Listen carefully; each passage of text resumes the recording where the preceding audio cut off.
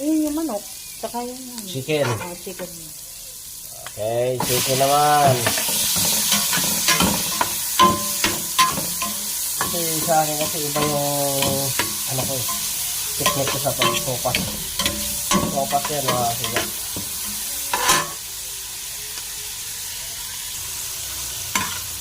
Tatanong ko kay Mrs. kasi iba yung mga pamamaraan niya.